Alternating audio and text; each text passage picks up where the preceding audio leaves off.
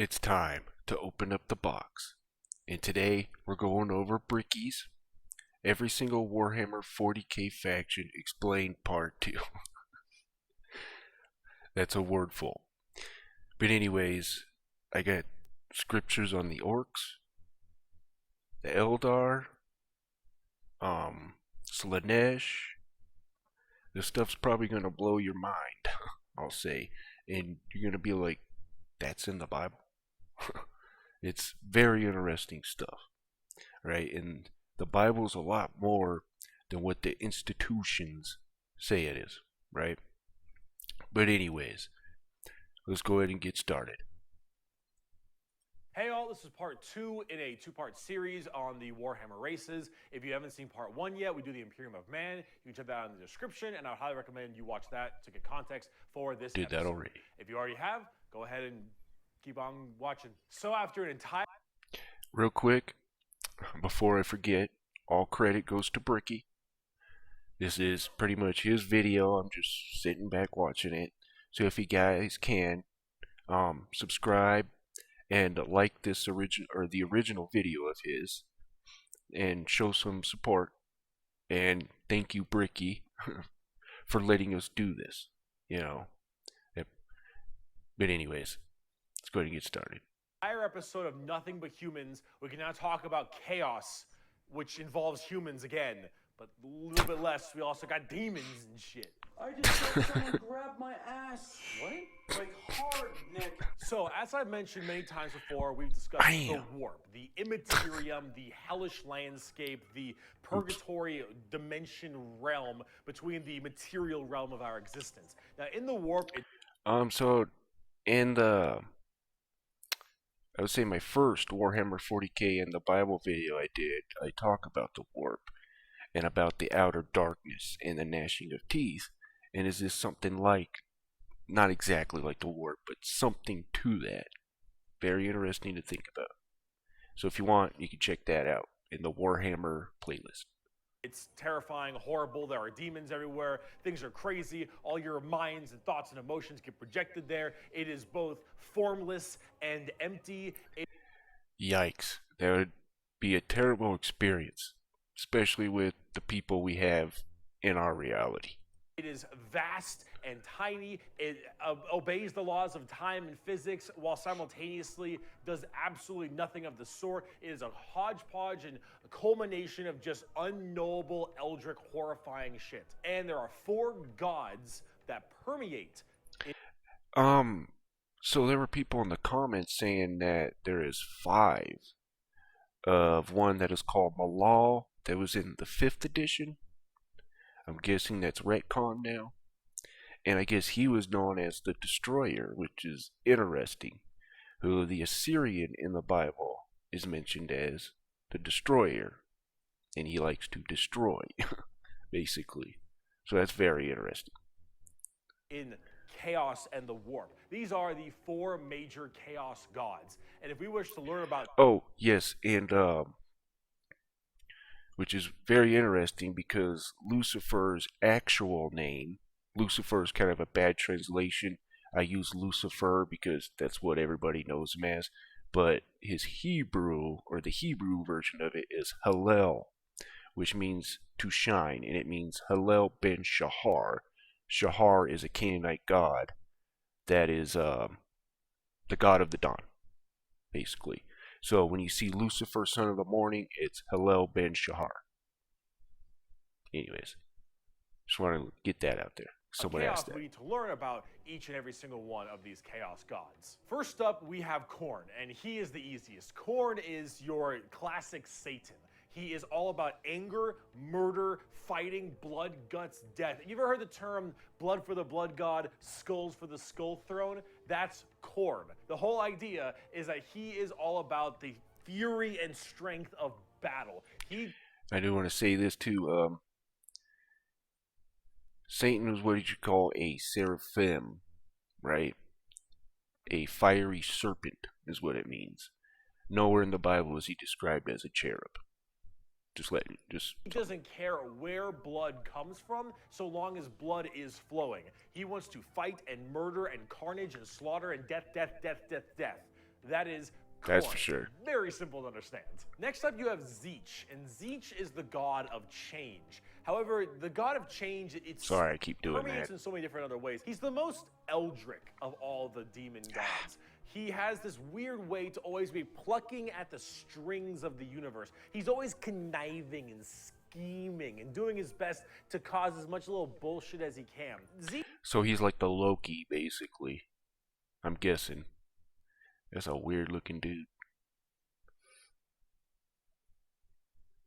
Tzeentch is unknowable. Everything that makes sense, he will and won't do. Every future and setting and every type of destiny or fate is all foretold and also changeable. It is set in stone while also completely random. He knows what everything is going to happen and also that none of it's going to happen. You would ask Tzeentch a question. That question leads to 3 more questions, and those questions lead to the heat death of the universe, which That sounds like a really big conundrum right there.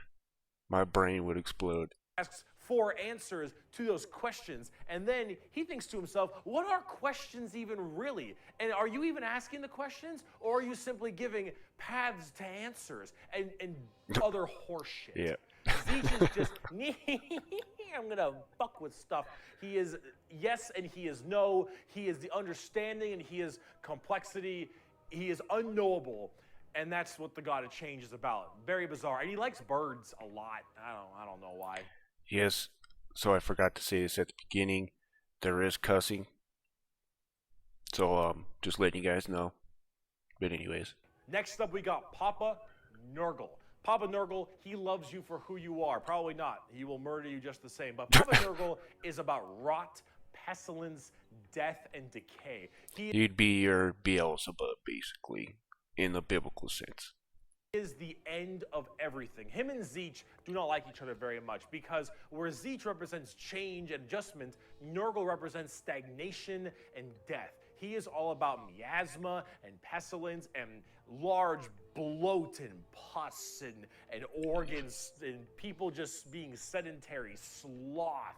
He is the idea that everything will rot and decay and die. Nothing is certain besides decay and death. That's some moldy lasagna right there. That's what happens. All of us will end up the same way, and broken down through just sheer never-ending decomposition. So the joke that Nurgle always loves you is generally because of that, because we all end up the same. Need to We learn to all look at the camera. rot, and we all die and wither. That's Nurgle, and he's got a general theme of course, pestilence and different kinds of diseases and sickness and things of that nature. That's generally Nurgle. He's pretty easy to understand as well, and he chunk. Finally, we have the youngest of the Chaos Gods, and that is Slaanesh, also known as the Prince of Alright, this will Pleasure, be the or first. God of Oh, and real quick, part of the occult world, which is this weird thing about Slaanesh. Is it a guy? Is it a girl? It's called the Prince. In the occult, and pagans will probably agree with me on this, that part of becoming a god is having both sexes. So, the androgyny, basically. So, there's that, and we're going to get into the screech out here. Isaiah 34:13-15. And thorns shall come up in her palaces, nettles and brambles in the fortresses thereof, and it shall be a habitation of dragons, and a court for owls. The wild beasts of the desert shall also meet with the wild beasts of the island, and the satyr shall cry to his fellow. The screech owl, so let's check out what screech owl means. Lilith. Now, Lilith wasn't the first wife of Adam. That's Jewish Kabbalah or Jewish mysticism. At least according to the Bible, it's not, right? It's this person. Lilith, noun feminine, a female night demon. So here's Screech Owl. This is the Strong's Exhaustive Concordance. This is the one I kind of use. By means, not all perfect, but Brown's Driver Briggs has a lot of, things that I don't agree with. But anyways, Screech Owl from Lael, a Night Spectre. So Lilith. Here's Isis. Very interesting. She's got like a little bird body. And then here's Ishtar. I can only show the feet because she a little naked. So YouTube doesn't like that, which I understand. But look at her feet here. This is Ishtar or Inanna, known as both. But anyways, that's Ishtar. And look, some owls. Very interesting. Okay. So there's a version, I guess you could say, of Slaanesh. And if you notice there, it says, and the great owl, oh, I didn't finish this. And the screech owl also shall rest there and find herself a place of rest. There shall the great owl make her nest and lay and hatch and gather under the shadow. There shall the vultures also be gathered, every one with her mate. It's like a breeding ground, kind of. So, interesting. Unspeakable excess. Slaanesh is generally referred to with sex. But it's not only sex, it's just that's a good avenue if you want to make stuff. Slaanesh is just the idea of the senses of the body being cranked to not just 11, but more like 17. See, we'll discuss Slaanesh a little bit more when we talk about the Eldar because they done fucked up. But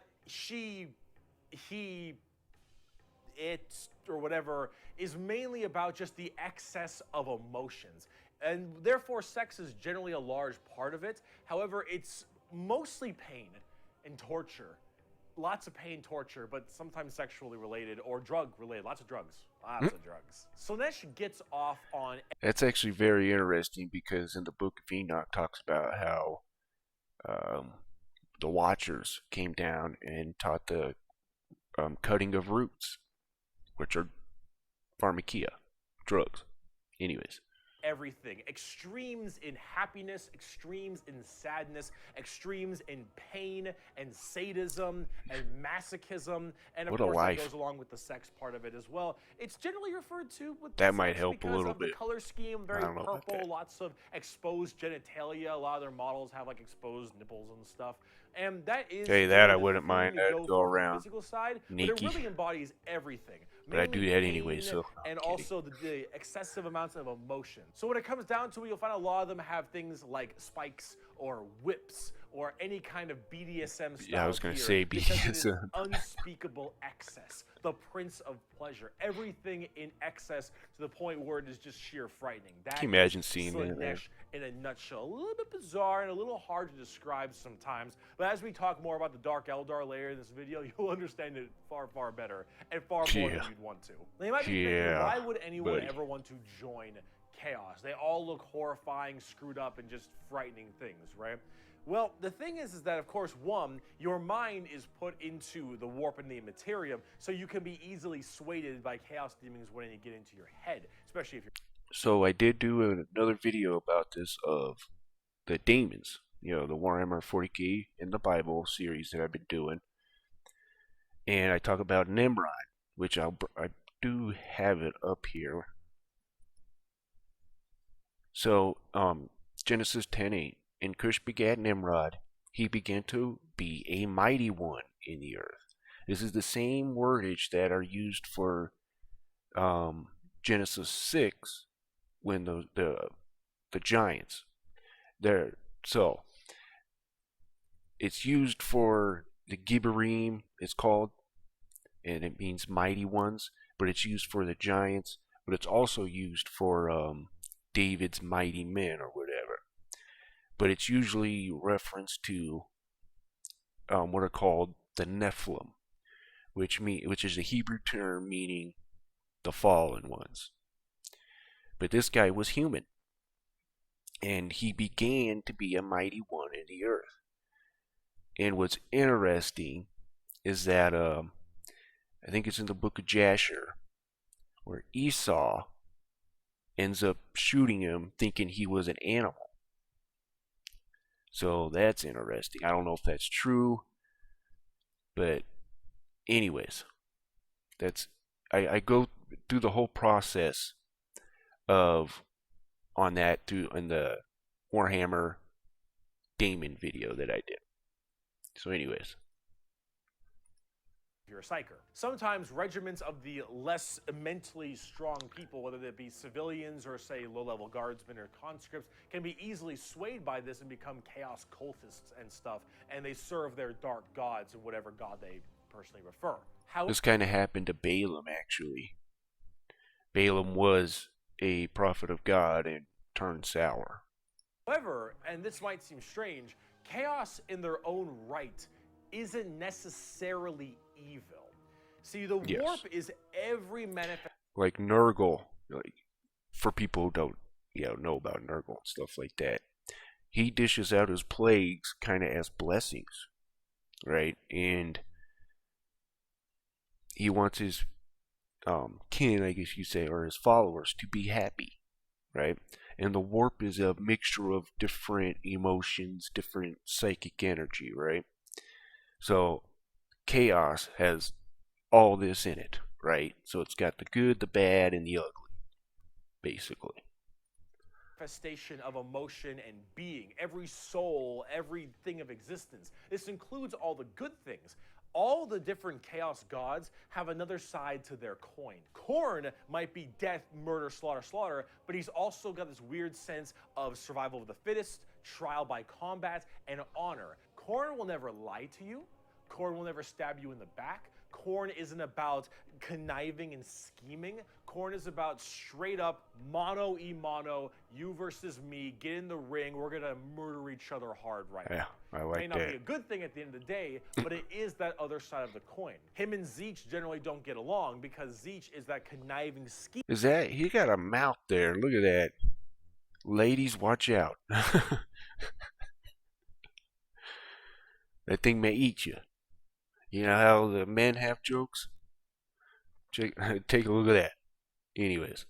Schemer, but he's also about the idea of hope. Where there is change for your predicament. There is change for your problem. The hope of the galaxy, the ability to bend the world to your will, the idea that your fate is not set in stone, but in reality that you control your own destiny and can control it whenever you want, the changer of ways. That is Zeech. In a way, he is and right. Of course, Zeech and Nurgle hate each other because while Nurgle does represent stagnation, death, and decay, he also like, the more you stay in your circumstances, the more you stay in your depression, the more, in your victimhood or whatever it is, you're not going to go anywhere, right? You're just not.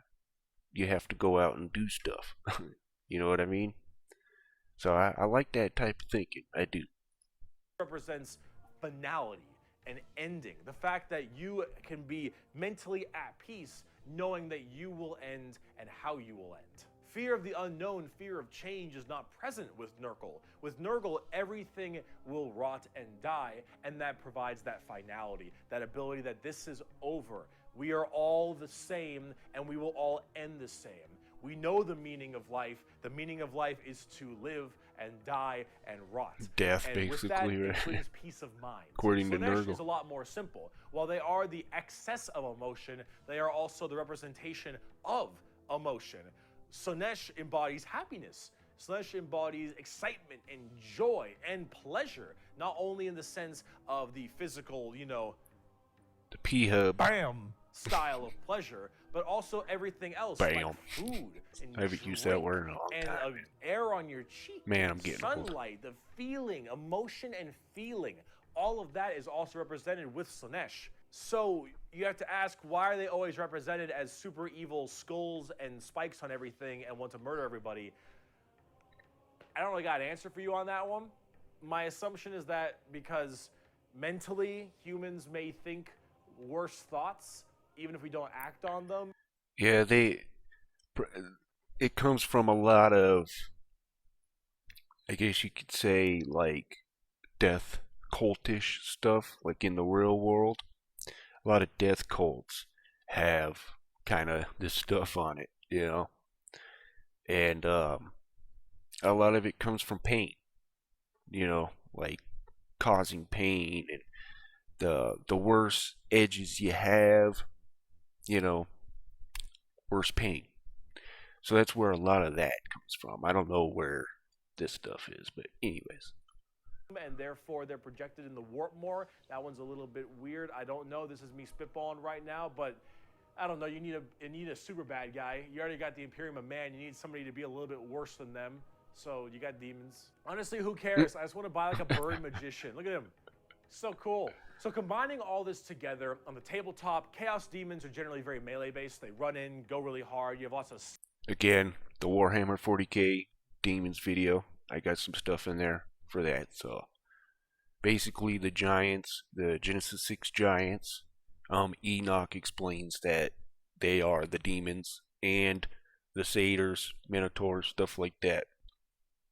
That may sound weird, but all the cultures around the world actually have this stuff. So to me, in my opinion, I may sound nuts, crazy.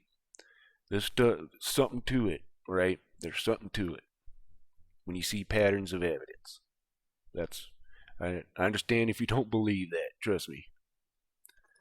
Summoning and conjuring, tons of spells, generally a little bit frail, but they have special saves to make them a little bit stronger. You've got giant demons and smaller demons, you got hordes of little boys and tons of big guys. Demons are as they seem.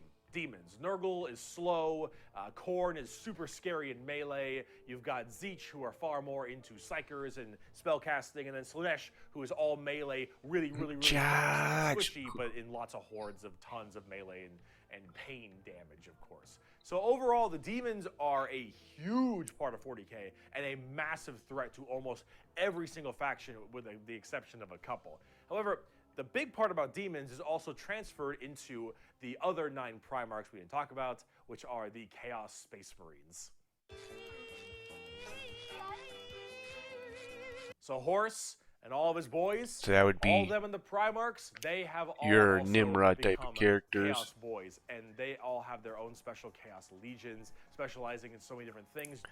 And your Horus Heresy would be pretty much the Lucifer escapade or Hillel, which the good, all these people, they were good and then they straight up turned, right? Just like in the Horus Heresy. And Lucifer was part of that. Now, I don't believe Lucifer was Satan, but I do believe he is the beast of Revelations. And I give proof of that in the first Warhammer video that I did. There's also, it's called Lucifer Son of Perdition that I did, and a couple others. So if you want to check that out.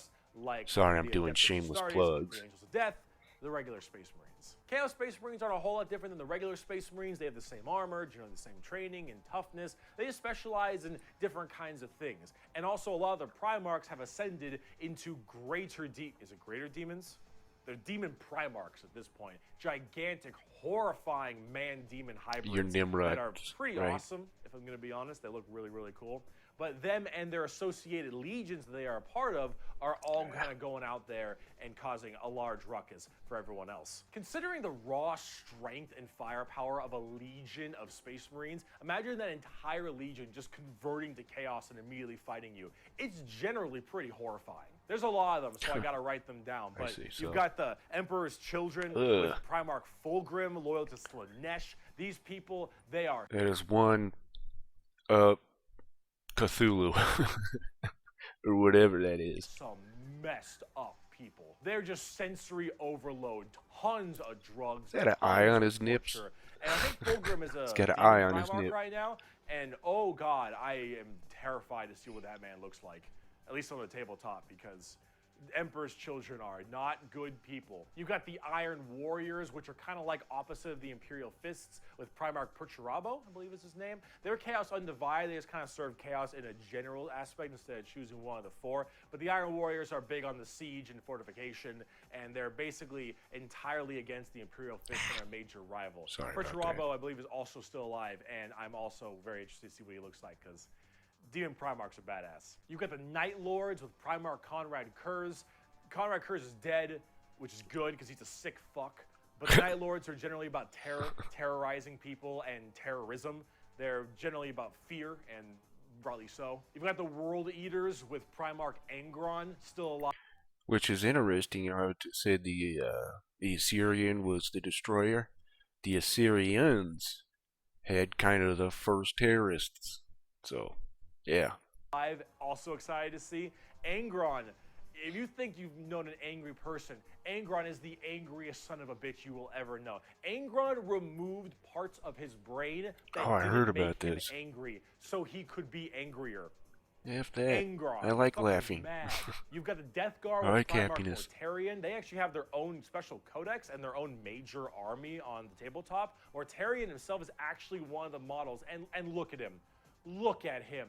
It's so cool looking. Yeah, Of course, I agree with Nurgle that. based, obviously. So very slow, but very tanky. You've got the Word Bearers with Primarch Lorgar. Lorgar is, I believe, still alive. I don't know what's up with him at the current moment, but the Word Bearers are generally the people who I'm so caused all glad the major problems in the beginning. that At least I blame them for it. They're little assholes. sorry. I'm so glad that they put hoods and stuff like that in Warhammer 40k.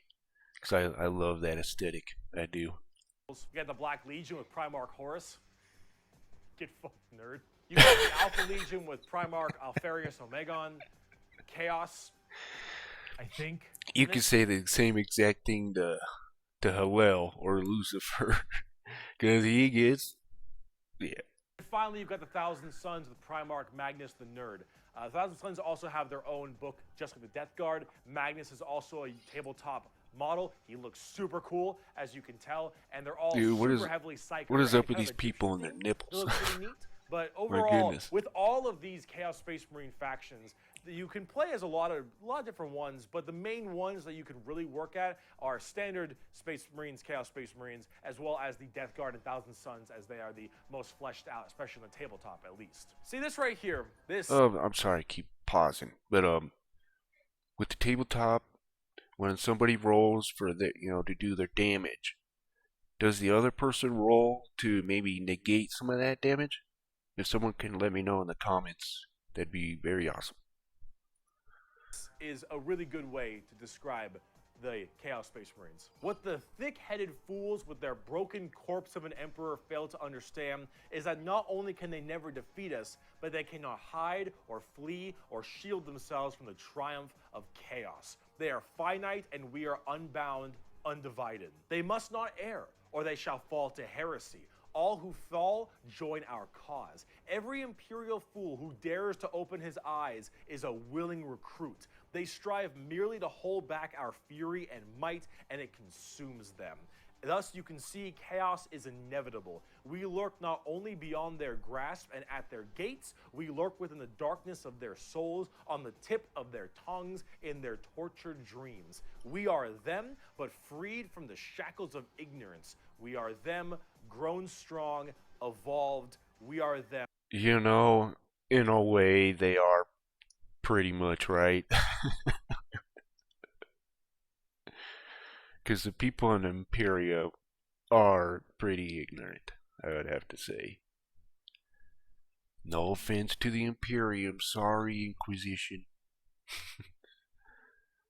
For the Emperor. Sorry. But so much more. As hardcore as that quote is, the saddest part is they're mostly right. Chaos is basically unkillable.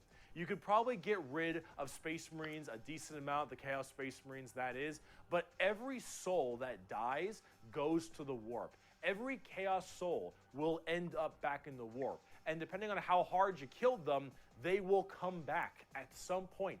Every demon you banish will return at some point. Chaos is unstoppable. The warp is unending. And while maybe there is at some point some way to stop them somehow, the resources to do so, the Holy requirements water. to do so, are so No, I'm far kidding, beyond by the the way. reaches of man and the other races at the current moment that really it's just an unstoppable force that just keeps on coming and is just barely being slowed. Chaos is by far the biggest threat. They are without number, their legions are everywhere, and yeah, they're pretty scary. So, I promise, we're done with humans now. Let's talk about some Xeno. Are who are the ones that have the lizard kind of head? I don't know if they're helmets or if they're their actual heads or something like that. I don't know. Anyways, I don't know if I even am talking about it. I just remember Maybe it's So let's Space talk about Marine. I the think it's Eldar, Space or also known Marine as is the where that's Eldari, from. which are a super hyper specialized and very technologically advanced race Oops. of, well, elf people. They were as well. So, like I said, I brought this one up with the Blood Angels, but I think this kind of appeals more to the Eldar here. So, Proverbs 30:12 through 15. I guess you could say these are elves and dark elves. There is a generation. Oh, I'm sorry, Proverbs. I already said that. My goodness. Okay, there is a generation that are pure in their own eyes, elves, yet is not washed from their filthiness. Dark elves, Eldari, or the Jukari, sorry. There is a generation. Oh, how this is. Pay attention to this part. How lofty are their eyes? So these are not humans. Lofty means like this, like either tall, kind of, or they're just bigger than what they're used to, right? That's what lofty means. It's just they're lofty, and their eyelids are lifted up. There is a generation whose teeth are as swords, and their jaw teeth as knives, to devour the poor from the earth, and the needy from among men. The horse leech had 2 daughters, crying, Give, give. There are 3 things that are never satisfied, yea, 4 things say not, It is enough. This sounds a whole lot like the Dark Elves, right? Or the Jukari. And you can probably, in Norse mythology, really no elf was good. I mean, according to their own words. Now, there were some good ones, I do believe, but I haven't really looked too much into it, but I do know that a lot of them, they weren't good people, let's just say. They thought they were pure. Anyways, yeah, I already went over that. So, horse leech, of course, sucks blood. So there's the dark elf part of it. Did I have another thing? Nope, that's for the orcs. Okay. Responsible for the creation of Slaanesh, the newest demon god. How'd they do that? Debauchery on a world-ending scale. See, back in the day, it was just Khorne, Tzeentch, and Nurgle. And the Eldar are very, very ancient, millions of years. These Eldar, however, have a bit of a sensory problem. Every kind of pain or feeling that you have is a little bit amplified compared to the normal.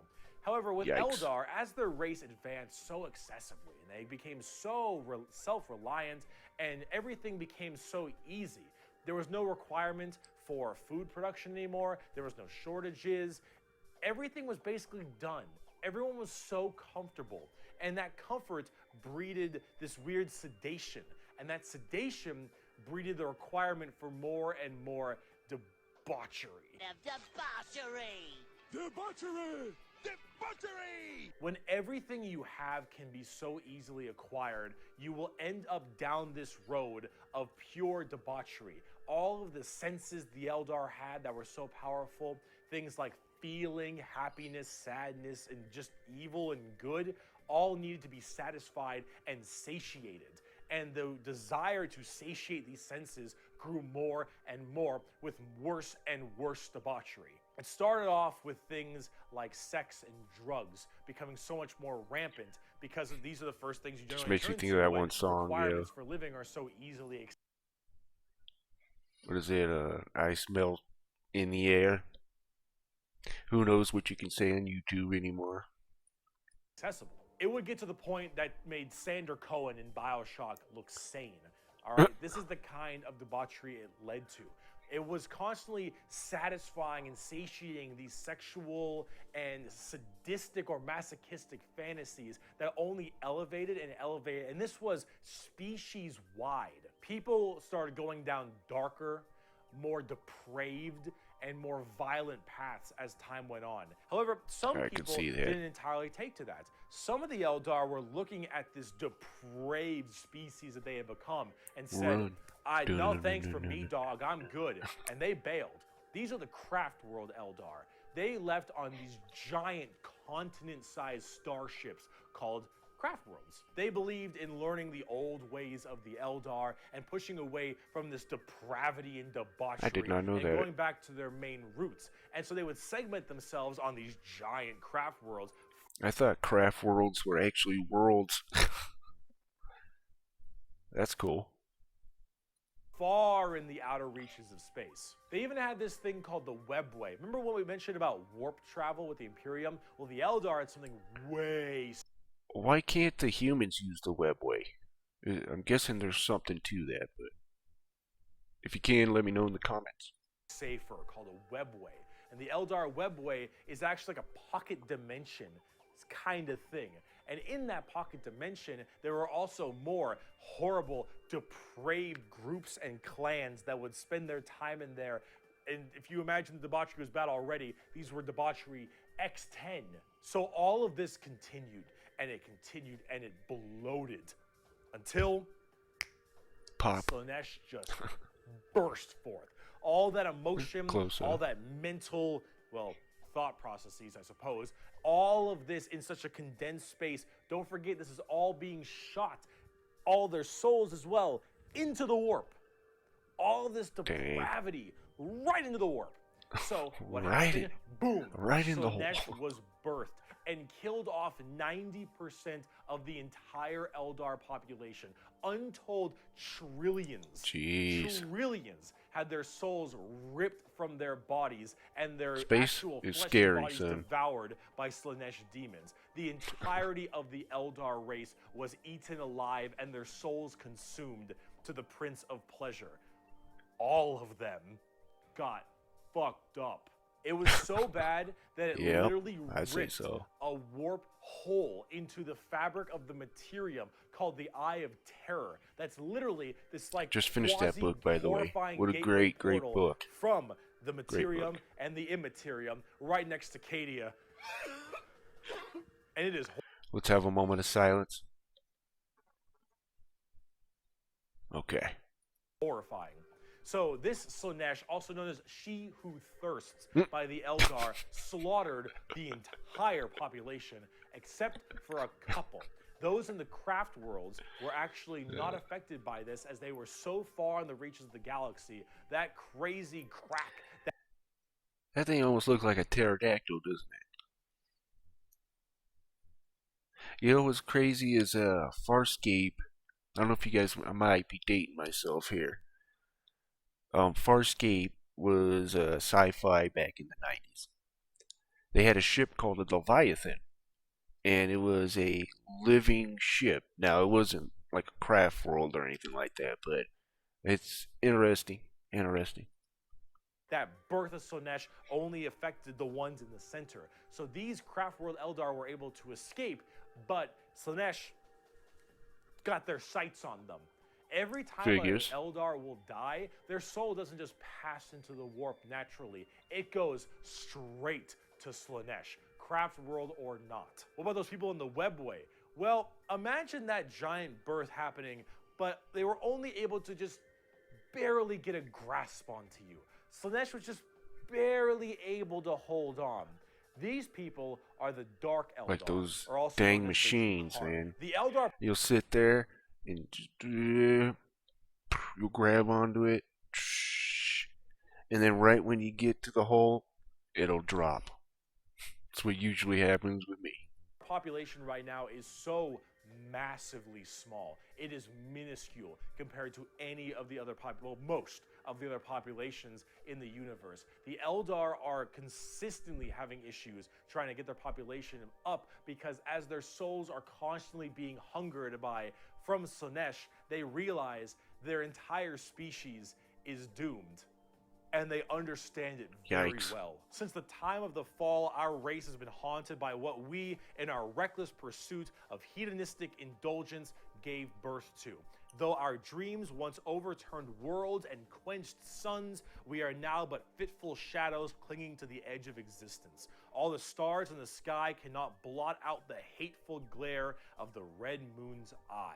The birthing place of the great enemy pulses with all the malice of a demon that is dreaming, casting its shadow over all we have ever done and all we ever shall. Every twisted strand of fate and casting of the runes leads me to this time, to this place, and it is clear that the final battle awaits me at the ancient crone world.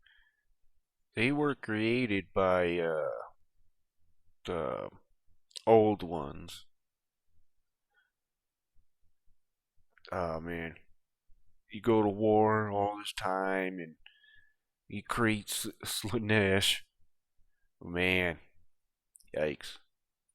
Worlds, a conflict the likes of which has not been seen since the Monkai warred amongst themselves and their corpse of a seer fell to his traitorous son, is coming, and all my steps lead towards it, no matter that I walk other paths. I see the stars stain red with the blood of the Monkai, and though their wars do not Now I know Monkai is a derogatory term towards humans in the Warhammer 40k universe. concern me, I would gladly let them destroy one another. I know that to avoid this fight is to condemn my race to inevitable doom, and though all I see is darkness, I know that I will not flinch from my destiny. And now let's talk about cute plastic models. Bro, I'm straight up Nice. not having a good time.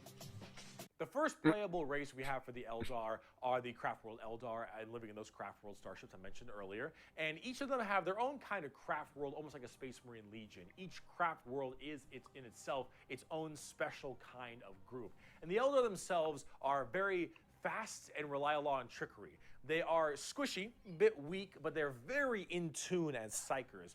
Tons of psychers across the entire Eldar population, and their weaponry and abilities are fast and extremely hard-hitting. I'm guessing their phase is probably the Psyker phase, I'm guessing. But I'm sure they have more than just Psychers, so I'm guessing. I don't know. I don't know. But of course rather fragile. Understanding an Eldar's brain is an exercise in futility. They are all over the place in confusion and trickery on a whole galactic scale. They fight weird, they think weirder, and Eldar in their own right really rely on this to keep their species alive. They need to think about deception and the strangeness of what they do if they truly want to not be immediately murdered and slaughtered wholesale thanks to their entirely small population. However, I must say that it seems like their population is getting slightly better. These craft worlds hold millions upon millions of people. And as they continually, reproduce and have their craft worlds expand, losing a few people in battle, while hurts a lot, they aren't really losing what's extremely precious to them. It's not like every single death means the death of their species. It seems like they're kind of on the upturn a little bit. They're still a doomed race being sucked. Hey, look, it's a bunch of simps. Oh no, wait, is that a? Huh? I can't tell if that's hair. No, I don't think so. Yeah, a bunch of simps. Into Slaanesh every time someone dies, but they are definitely doing a little bit better than they were before. Eldar are fast, cunning, and when That they is true. don't make up for in tankiness, they make up for in extremely advanced weaponry. They also call humans Monkai, which is something I mentioned earlier. Yeah. That is a derogatory slur for humans in Okay, the Warhammer yeah. world. There you go. Why is I it guess I called didn't have to say Monkai? anything. Well, it's because you can't, in your game, call people monkeys. On the tabletop, exactly what I said. Not very tanky, generally pretty squishy, hit like trucks, and Dang. Mach 5. Fast, hit hard, die fast. Exactly Some how it sounds. Gundams. They've been good for a very long time, too. We bring only death and leave only carrion. I guess that's It is more a message Tau. even a human can understand. Eldar. So, Drukhari. Let's talk about the Dark Eldar. Again, you can use that same verse. So those people I mentioned in the Webway, in the super deranged cults and the depraved people of the Eldar, in the Webway they didn't quite get a hold onto them. Slaanesh has them, but it has them on by the pinky finger, and they're slowly being consumed by Slaanesh. Oops, sorry, But guys. they found out they can stave her Not off done yet. by doing Slaanesh things. The Dark Eldar are by far the worst, most horrifying, disgusting, depraved, and brutal race in all of Warhammer 40k. These are entirely a group of people whose full purpose to save their species from extinction, to go into planets, raid them, and take as many slaves as they possibly can to torture them for 1, 5, 10, 20, a million years, because that torture will keep them BDSM on from dying. steroids. They look very BDSM style too. They definitely have a lot more spiky bits, and they have a lot Great more of that minds think kind of alike. leathery black look to them. But let's say you are an upstanding Imperial citizen living life on a regular planet. You get invaded by the Necrons. The Necrons will shoot you with a deatomizer, and Wonder you what will that be says destroyed about in me, a huh? millisecond, and that's it. I'm kidding. Not the worst way to go. You are invaded by Chaos Marines or something. You take a bolter shot to the head or a chain sword across your stomach, and you get cut in half. Painful, but not the worst. Okay. So I am going to end the video here. I don't want it to go an hour, 20 minutes long again. So I'll just end it here and we'll finish it up next week. However long it takes. Should only be 30 minutes. 40 minutes. This one's probably 40 minutes. But anyways, thank you guys for watching, and you guys have a wonderful day.